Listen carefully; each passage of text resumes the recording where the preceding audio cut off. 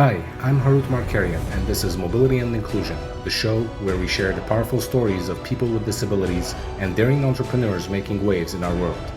From technological innovations to best practices in business, we'll learn what it really means to live in an inclusive and universally designed environment.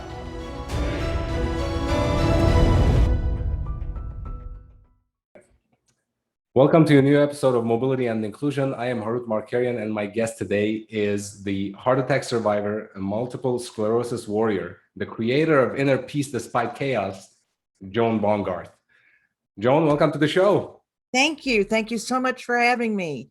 So you're an ordained mentor. That's kind of like, I left that out from the introduction, yes, because I wanted to give you an opportunity to explain that to us.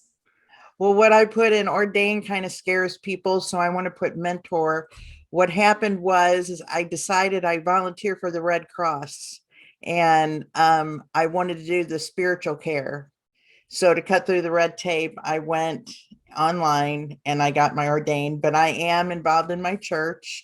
I am the Pastor Parish Relations Committee chair, and I work with the people who lose a family member in a fire or a flood when there is a fatality. So I put ordained mentor on there. Okay. On LinkedIn. That's awesome. That's awesome. It's great that you're involved in your community's church. How's that experience for you? How's that been? It's been really, really well. We have small groups that I am in, and with my MS, I had been missing in action for a while. You know, there are a couple days where I have good days and bad days. I'm not able to show up to a lot of the functions, but I have my faith, and it's 2 Corinthians 5:7. We live by faith, not by sight. Yeah, yep, absolutely. Absolutely. That is 100% true. I cannot agree more. Let's talk about your MS. Based on your experience, how do you describe MS, and what advice do you give people with MS to live better with it? Well, you're not going to change it as far as a diagnosis. Mm-hmm. So you need to accept it. I was diagnosed about 11 years ago. And the only way I can describe it is if you have a charger for your phone and it's a bad charger, so you see it's being charged and then not charged and charged and not charged. Mm-hmm. And you're not getting, that's what my body is attacking inside my body. And the myelin is what it's called, to be, more medical term. And so what shows it'll leave scars on my brain. I'll have an inflammation and a scar in the brain, and then it'll happen to where sometimes I won't have feelings in my legs. I'll have tingly feelings or something to that effect. And then I'll have trouble with my hand. I'll have twitches. It's just different things. It's just like a short in a cord is the best way I can describe it. Humor has always been the best thing for me. I've had incidences to where, you have nothing but laugh, or you're going to cry. So I'm at a moment now to where it has gotten a little worse. And I've been having trouble, as you saw on the past Friday or whatever, that I was having a rough time of it. Yeah. It does. It creeps up on you, and you have MS, and that's no way around it. So I'm picking myself back up, and I'm here with you. Awesome. That is great. The only thing we can do is picking ourselves back up. And that's the most important thing, because if we dwell down there, wherever that down there is, there's no gratitude, no place. Right. If you didn't have the bad days, you can't appreciate the good. I've always said it's not whether the glass is half empty or half full. Be thankful that you have a glass. Yep, absolutely. No, be thankful that you have a glass, and be thankful that you can differentiate between the full and the empty. It's law of cause and effect, because if you don't know what's bad, you wouldn't know what's good, and vice versa. Well, if it's half empty, just fill it up. That's another way of looking at it. So let's talk about your partnership, I guess. Or no, let's first talk about how do you create inner peace despite the chaos? And I'm thinking you also mentor at your church to various Yes. people, how to create that inner peace. And how do you Yes. approach that? What do you say to the people you're mentoring, to your mentees? Well, mainly it's the outlook on life. It's faith. Faith is very, very important to me. Mhm. And I believe in God. I other people have their own beliefs and stuff, and I'm fine with that. And what I do mentor, I don't want to preach or anything, but what I do say is that my arrow is doing something really crazy. I don't know if you could see it on tape. Okay, I'm just, it's going No, all over the place. If I accidentally leave the meeting, I don't mean to, it keeps going up to that corner. It's like I have no control over it. just don't focus on it. I'm not even Okay, seeing it. I won't focus on it. I won't. Okay. Uh, All right. Well, what to say is I believe in God. I'm just not ready to go yet. And God doesn't bring bad things. He brings good out of the bad. There's evil in the world. Um, very simplistic. I have a childlike faith. I don't need to know how the clock works. I just want to know the time kind of mentality. yeah. And that's how we just take it a minute at a time, a day at a time. Mhm. And that's very important. Living in the moment is very important, and I love your philosophy of being simplistic. I love your faith. I think that's very important because if you got to believe in something, right? And you got to Yes, believe in something that is more powerful than what we are and what we can do. And I think that's been proven over the years that that higher power exists, whether you want to admit it or not. That's a exactly. different Exactly. It thing. does. And Yeah. and I feel comfort in that. And I know, I didn't have the aha moment till I was 40. I'm Mhm. 57. So I am just brand spanking new to this. Yep. And I had, as you can say, my come to Jesus moment at the age of 40. And I realized the choices that I was making and the responsibility that I needed to take for my choices. And it was nobody else's fault but my own, and I'll be honest with you, I'm on my fifth marriage. And I've been married happily now for 16 years. And so I finally got something right. I people went to college, I got married for a living, and I was bound and determined to get it right. Yeah. And so I am a firm believer that things will work out the way they're supposed to work out, and we need to be okay. I'm having a real estate issue right now that's very, very upsetting, but I know in my heart of hearts that there's somebody who needs this place and they're not ready to get it yet. So that's why these hangups are coming. So And that's very true. Actually I can relate to your real estate experience because we were looking for a real estate, and we have been having a hard time finding somewhere. And my wife is kind of an OCD when it comes to clean places to live, and I wasn't making too much of a fuss about it, but because I'm a guy, I can live wherever, it doesn't matter to me. But but for my wife, it has to be clean, it has to be this, that, and she lists a bunch of details. And I agree with her in most cases, and I want to live comfortably. I don't want to right, buy a right. new house where I have to go and revamp it, right? um, so we were getting shut down from various places that we applied for, and then finally we found something that Oh, good. was very, very good, much better than everything else that we applied for, So to your point, um, God has a plan. We might not understand it sometimes, and we might be impatient about it, but the right thing for us, for each one of us, comes at the right time. And I Exactly. strongly believe in that. Exactly. When it's my time to go, I'm gonna be in a wingtip chair across from God. I'm gonna have a bourbon. I'm gonna say, all right, now why'd you do it this way? And then why, we'll have a conversation. Yeah, that's good. I think having a conversation is good, and he owes us an explanation for all the shit that we've gone through ourselves. Yes. No, that's awesome. Let's talk about the queens. You're the host of the show. I'm a co-host Co-host. with Charity Burrow. We host together, and I'm it's gonna invite called. you to both Yes, we in a would couple love of to weeks. come. We would love to come.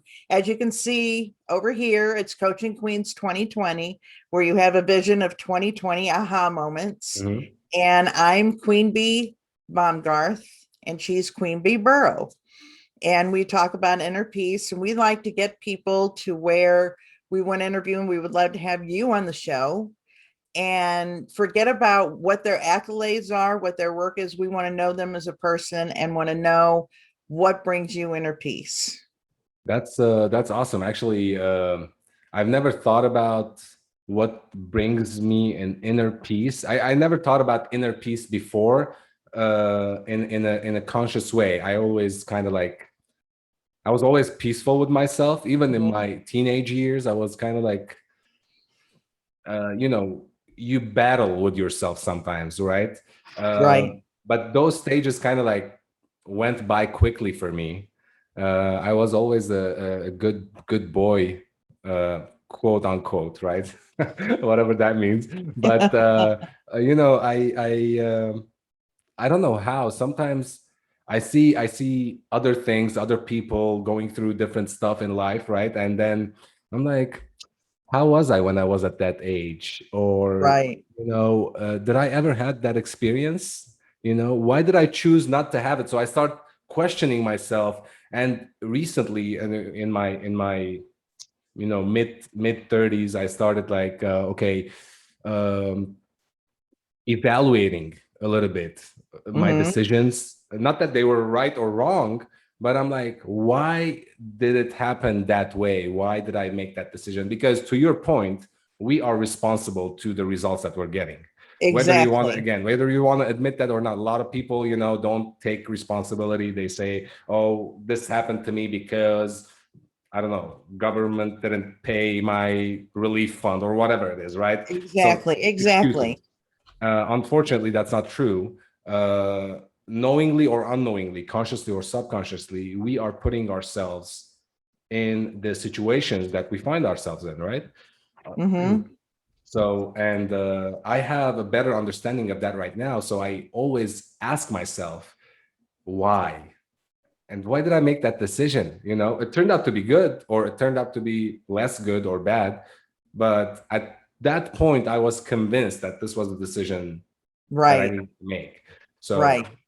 I can definitely resonate with that. And I would love to be on your show. And I'm gonna have Charity on here as well in the next couple of Good. weeks or a month. And we can, Oh, we you can have talked a to her. Good. yeah, we can have a three-way. No, I haven't talked to her yet. Oh, okay. Okay. And we're going to have a three-way discussion, and we're going to talk about inner Wonderful. peace. And so, who are the queens? The Burrow and Queen Baumgarth. It's our last names. And Got that's it. where Got the, yes. the coaching queens, and we're queen. We just saw the bees. Our last names both started with bees. That's awesome. Actually, I love the play on the queen bee, uh, Hmm. and there's pretty cool. Um, Now, let's talk a little bit about your heart attack and what Ah, came after that. the heart attack. Boy, there's a lot I could say about that. Hey, the mic um, is yours. well, when I was, I have MS. It was Friday the 13th of November and 2020. And I had fallen and got a concussion the week before out smoking a cigarette. And so on Wednesday, I had a pain in my chest. It was like a 3 on a scale from 1 to 10. And I thought maybe I pulled the muscle. And I told my husband, I said, oh, wouldn't that be funny if I was having a heart attack? And he said, you were so dramatic. And I said, I know, I know. And so I went to bed. Well, that Friday, it was still persistent.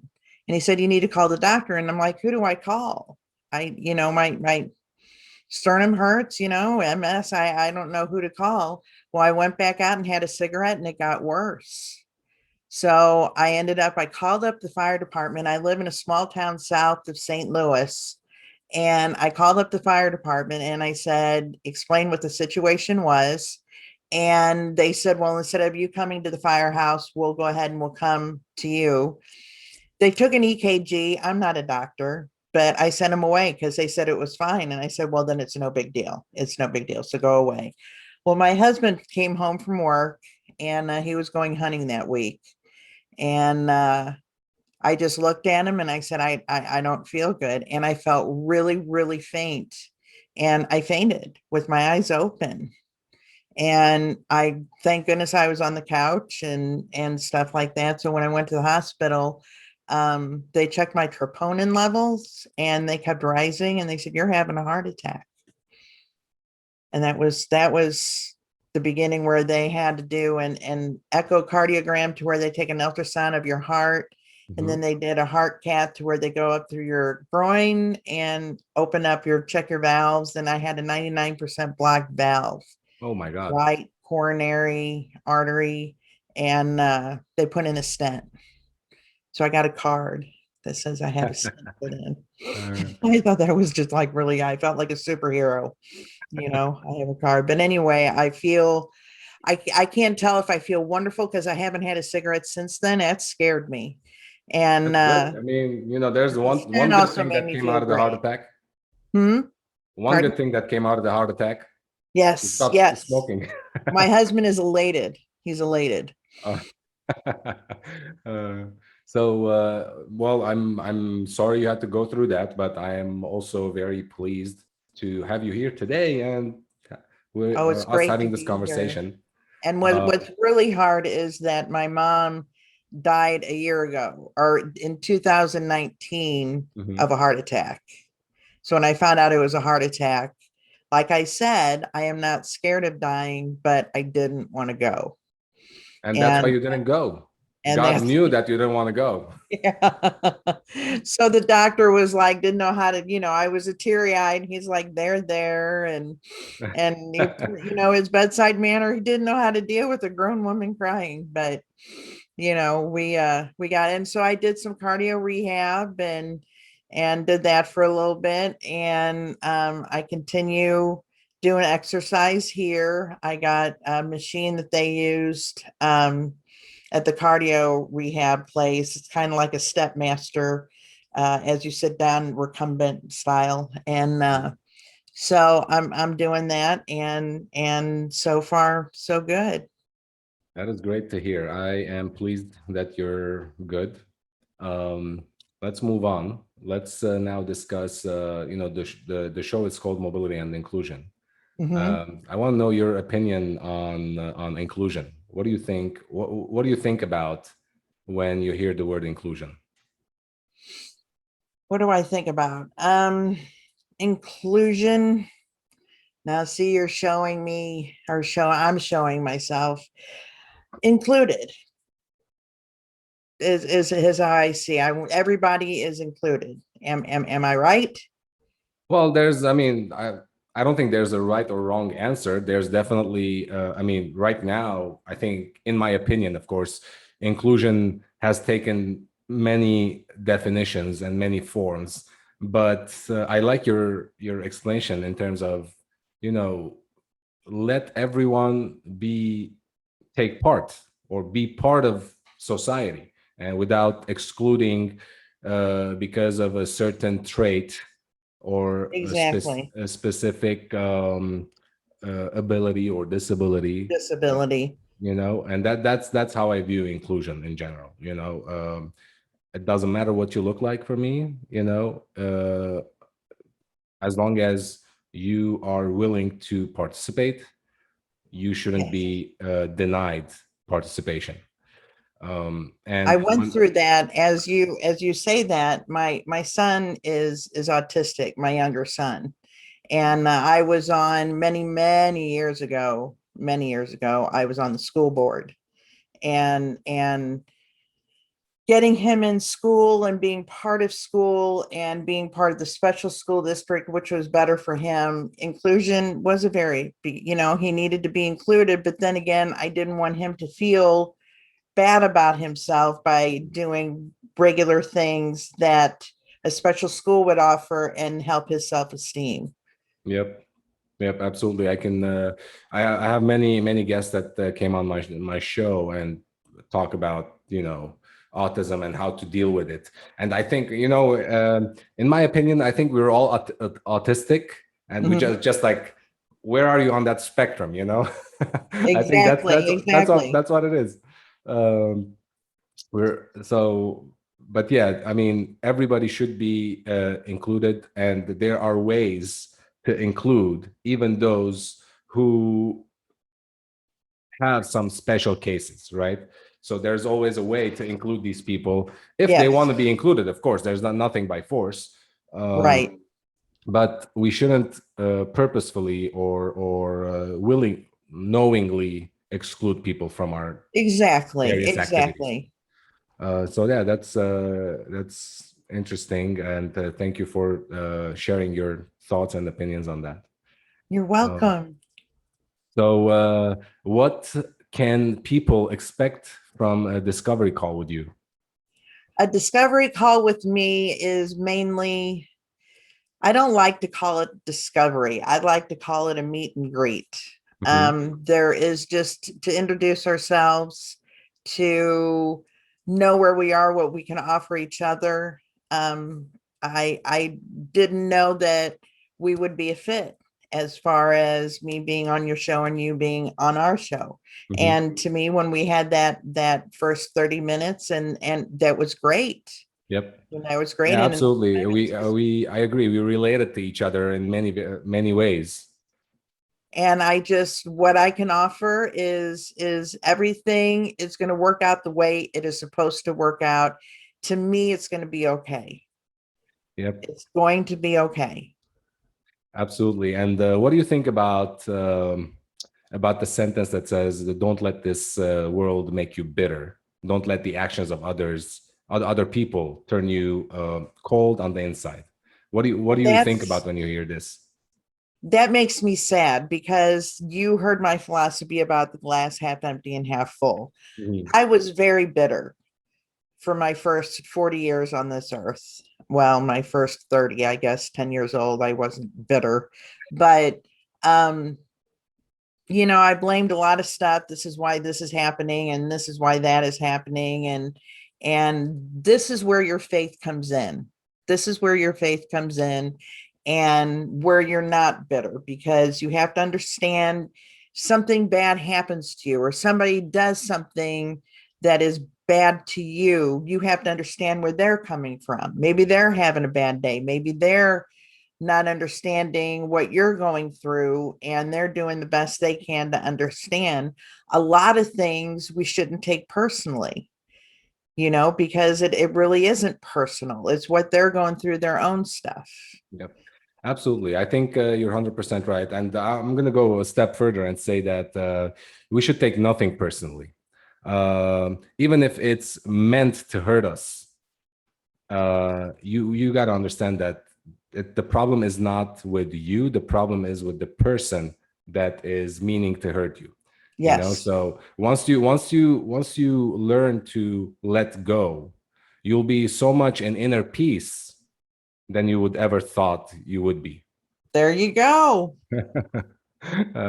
So I wanted to end with this conversation, and I think it was a pleasure having this discussion with you. It was wonderful being here. I enjoyed myself immensely. Likewise, I did as well. Thank you so much for making the time and being available for the show. I will see you again soon with Charity. Yes. Cool. And thank you everyone for tuning in, for listening in.